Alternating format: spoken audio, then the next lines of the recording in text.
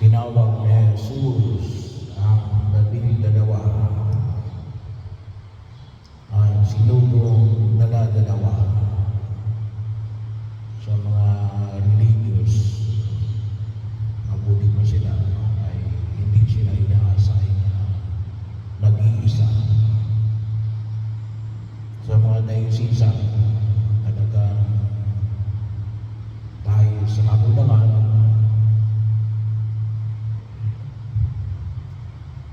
ano yung sister, isuksok niya maigi.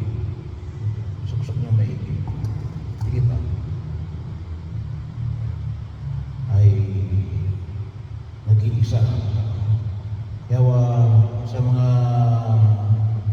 religious, kung wala kang nakikita mag-iisa, generally, kalimitan ay may kasama, dalawa o tatlo. Pero biblically, talagang nakalagay ay tulad na narinig natin sa Ebanghelyo ay dala-dalawa. At binigyan sila ng kapangyarihan na magpalayas ng masamang espiritu. Alam nyo, hindi lang mo yung exorcist, magaman. Bahagi yun. Pero sabi nga ho, sa before Second Vatican Council, yung Second Vatican Council natin ay 1964 to 1965. Yung mga na-ordain dyan na Second Vatican Council, kasama sa minor orders ay yung exorcism. Kaya lang after na Second Vatican Council ay naging automatic na, nawala na yung tawagin natin yung minor order. Natira na lamang ay Apostolic, Electorate. So, pero sa ayon sa kanila, naging automatic na yung exorcism. Kaya lang, after naman noon, ay pumasok na yung tinatawag natin na Ministry on Exorcism. Pero lahat po ng pari ay pwedeng mag-exorcise. Minor exorcism. Kaya lang, kung minsan hindi alam, ay bagamat doon sa meron na kasi na yung yung application, internet, meron nakalagay doon. Kung makikita nyo sa internet o sa inyong cellphone, yung application na exorcism, kung kayo ay naka-install noon, meron doon sa all priest at meron doon sa exorcist priest. Kasi yung sa exorcist priest, yung tinatawag natin major exorcism. Pero lahat yun ng pari ay pwedeng mag-exorcise, minor exorcism. Kaya lang natatakot sila. Bakit natatakot? May tinatawag na retaliation.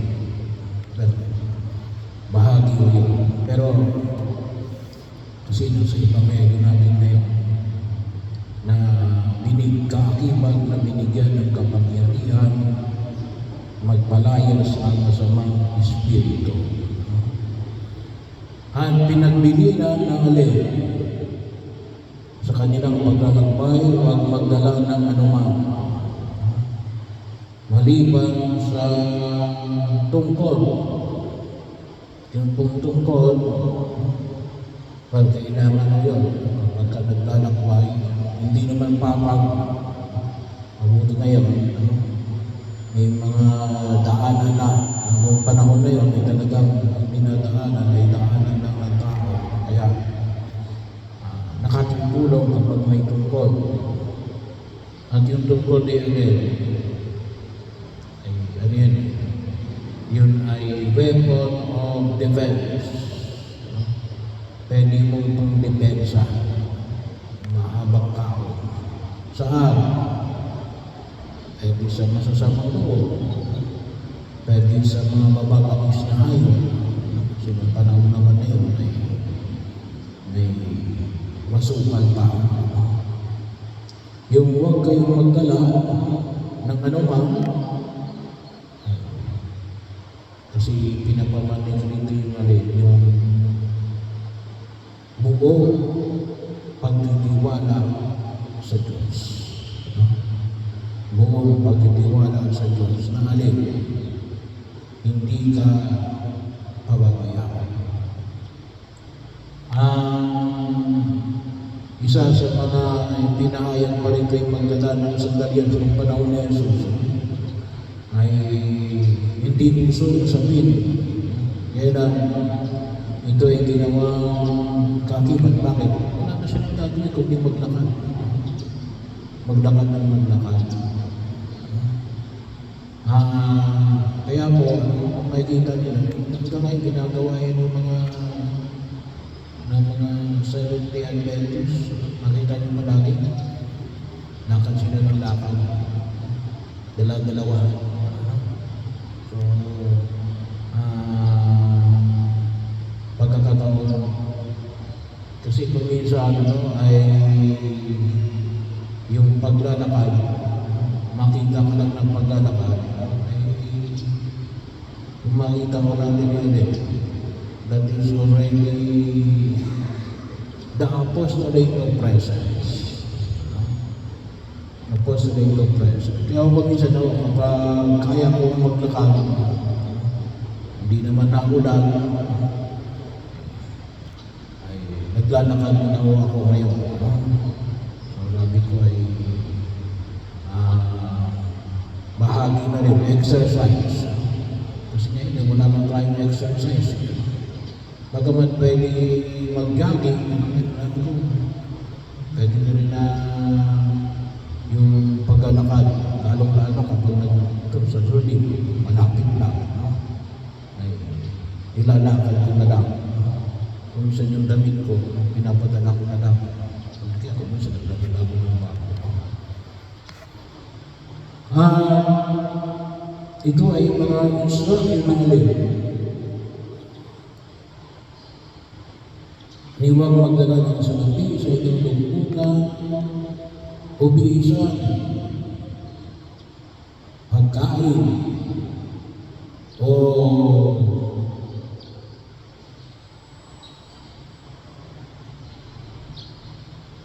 may susunod. Manatili kayo sa inyong titirahan hanggang sa pag-alis ninyo sa bahay niyo. Ngayon, hindi na lang, meron na tayo yung convento. No? At kung sakali hindi kayo pakinggan, umalis kayo at ipagpag ninyo ang alikabok sa inyong mga paa bilang babala sa mga tagalan. So, mahal niyo kung saan ay kinakailangan natin ng ating pagpahayag para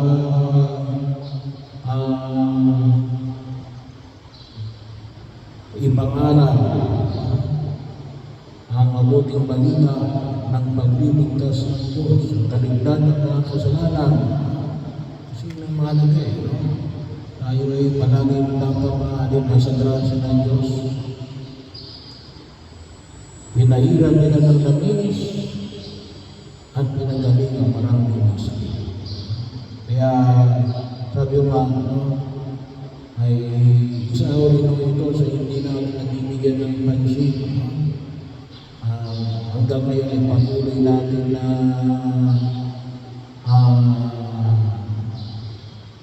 pinapahayag. Sabi ko nga, sabi ko, nakakalumang lang, kasi dito ko naranasan,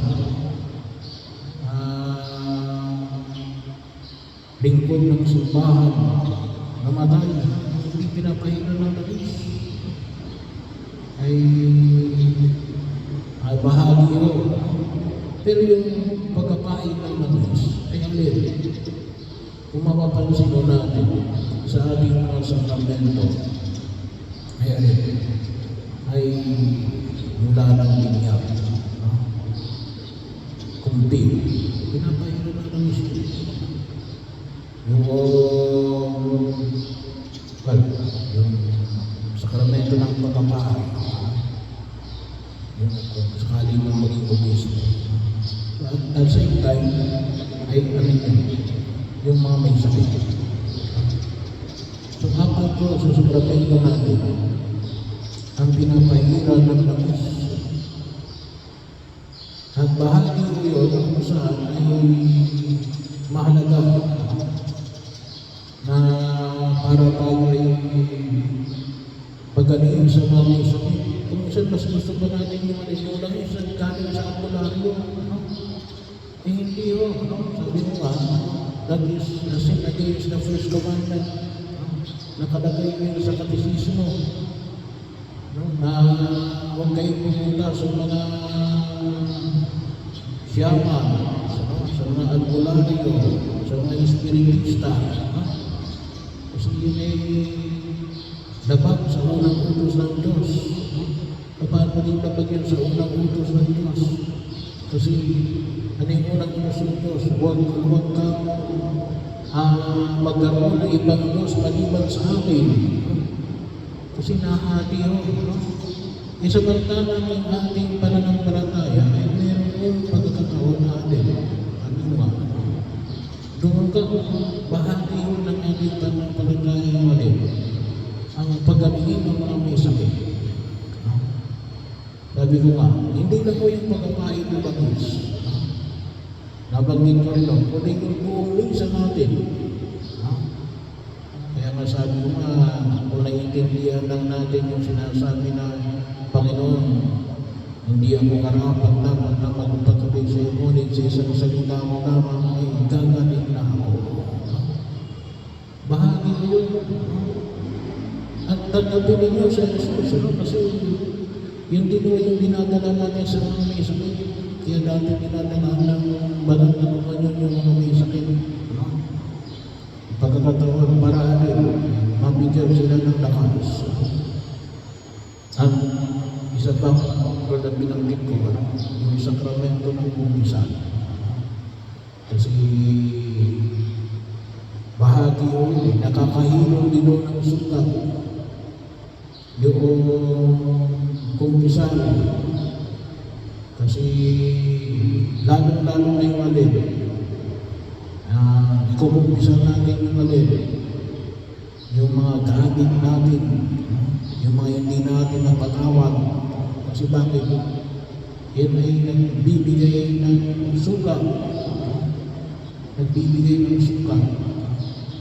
Yan ako nila sinasabi ko doon sa mga cancer patients. Sabi ko, okay yun, nagpapagamot ka, nagpapakaya mo ka. Kung ano man yung ginagamot mo, pero dapat ay alisin mo yung galit. Kung ano man meron. Pero bahagi yun ng ating pananampalataya na natin. Pagkatingin tayo sa mga ating mga karamdaman. Para saan? Para tayo ay makapaglingkod ng maayos sa Diyos at sa kapwa. Kasi kapag may sakit tayo, hindi tayo makapaglingkod ng maayos. So, pero yung buhay ng tao, ang hindi natin sa akin yun, tanging ang Diyos lamang nakakaalam kung hanggang kailan niya tayo bibigyan ng buhay. Pero bahagi nga, maaaring nga mahabang buhay mo, pero palagi ka naman nasa higangan ng karamdaman, ay sayang. Pero yun yung Yun yung isa sa mga biyaya na pinagkakaloon ng Diyos. Yung pong ating hiling, ang tawag natin yun yung sakramental ng pero nabanggit ko na yung mismong mga sakramento natin, yun yung tawag natin yung sakramento. Sacraments of healing. No? Mas malakas po yung sacrament kaysa sa sacramental. Kaya, pakinabangan natin. Sabi ko nga, bakit ayaw ng simbahan na pumunta kayo doon sa mga albularyo o sa mga experienced na? Kasi ano yun no? Ang tawag na ano yun Kasi openings yun ng ibang Diyos na hindi si Jesus. Ay tawagan na natin yung pintuan, lagusan yun. So, kaya tayo ay nilalayo roon. Sabi nga natin, kuminsan hindi natin namamalaya natin na sabi ko nga ay kalimitang sinasabi nila, walang mawawala. Mayroon yung mawawala. Ano yung mawawala? Your total devotion to God. Yung buo mong pagtitiwala sa Diyos. Kaya nga ako sa Ebanghelyo nito, anong sinabi ito? Huwag kayo magdala ng anuman. Maliban lamang sa necessity, which is tungkol at saka sakit. The rest, ipagniwala mo sa Diyos. Kaya nga, yun ang nawawag natin kalimutan. Na maging bahagi ng ating pagtugon sa biyaya ng pagliligtas.